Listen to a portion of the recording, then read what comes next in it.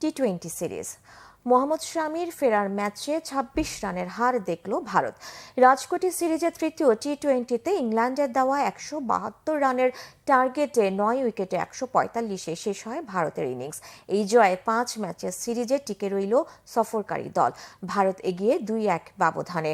কলকাতা ও চেন্নাইয়ে প্রথম দুই টি-20তে ইংল্যান্ডকে হারিয়েছিল ভারত। তাই মঙ্গলবার রাজকোটে স্বাগতিকদের হাতছানি ছিল ২ ম্যাচ হাতে রেখেই সিরিজ নিশ্চিত করার। সে লক্ষ্যে ভারতের অধিনায়ক সূর্যকুমার যাদব টস জিতে প্রতিপক্ষকে ব্যাটিংয়ে আমন্ত্রণ জানান। জস বাটলারের দল ৯ উইকেটে ১৭১ রানের পুঁজি গড়ে। বেন ডাকেট ২৮ বলে ৭-৪ ও ২ ছক্কায় সর্বোচ্চ ৫১ রান করেন। লিয়াম লিভিংস্টোন ২৪ বলে ৪৩, বাটলার ২২ বলে ২৪ রান করেন।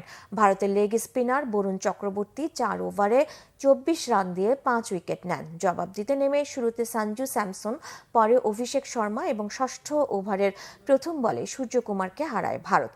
৩১ বলে ৪৮ রানের মধ্যে ৩ টপ অর্ডারকে হারানোর পর হার্দিক পান্ডিয়া ছাড়া আর কেউ সুবিধা করতে পারেনি। হার্দিকের ৩৫ বলে ৪০ রানে ৯ উইকেটে ১৪৫-এ শেষ হয় ইনিংস। জেমি ওভারটন ৪ ওভারে ২৪ রান দিয়ে ৩ উইকেট নেন। অন্য দুই ফাস্ট বোলার জোফরা আর্চার ও বাইডন কার্স দুটি করে উইকেট পান। বরুণ হন ম্যাচ সেরা।